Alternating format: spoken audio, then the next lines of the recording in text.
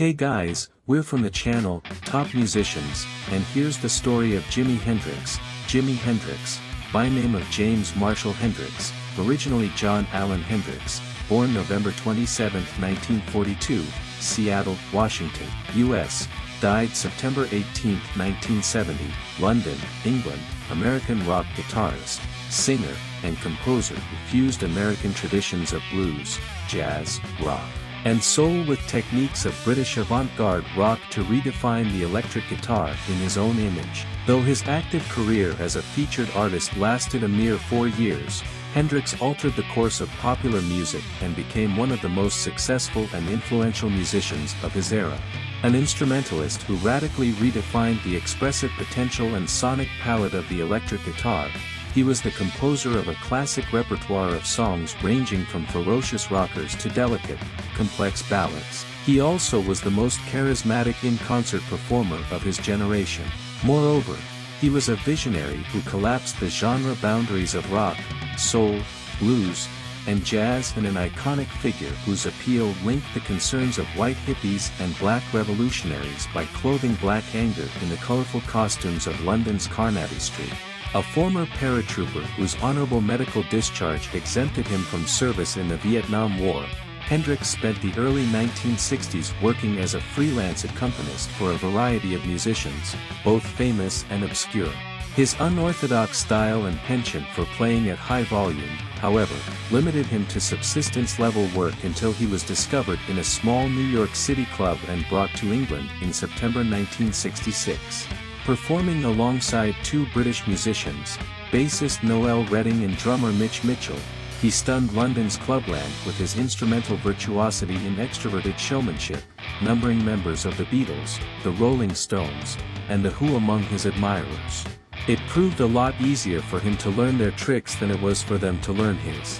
Hendrix had an encyclopedic knowledge of the musical roots on which the cutting-edge rock of his time was based, but, thanks to his years on the road with the likes of Little Richard and the Isley Brothers, he also had hands-on experience of the cultural and social worlds in which those roots had developed and a great admiration for the work of Bob Dylan, the Beatles, and the Yardbirds.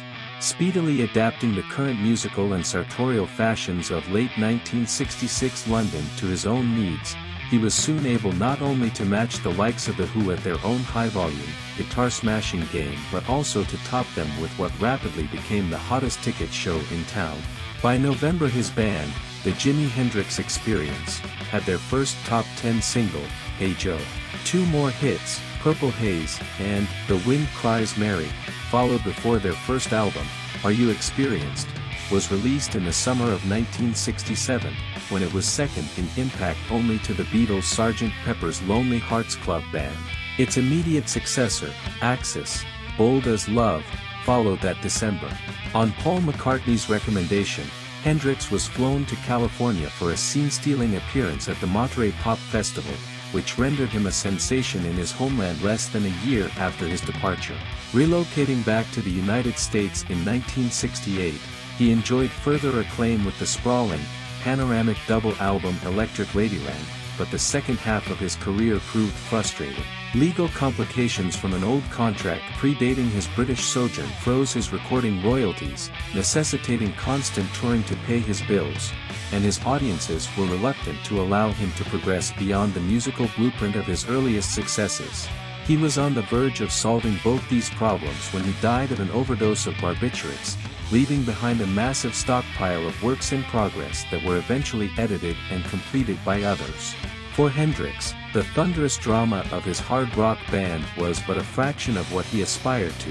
He wanted to compose more complex music for larger ensembles, rather than simply to improvise endlessly in front of a rhythm section for audiences waiting for him to smash or burn his guitar.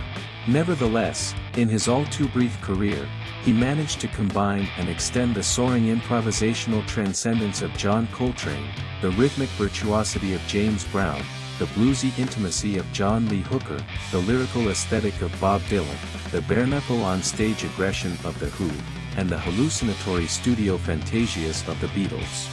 Hendrix's work provides a continuing source of inspiration to successive generations of musicians to whom he remains a touchstone for emotional honesty, technological innovation, and an all-inclusive vision of cultural and social brotherhood. The Jimi Hendrix Experience was inducted into the Rock and Roll Hall of Fame in 1992.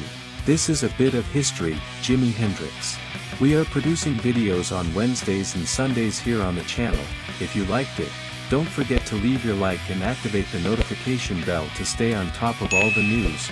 I'll wait for you in the next video.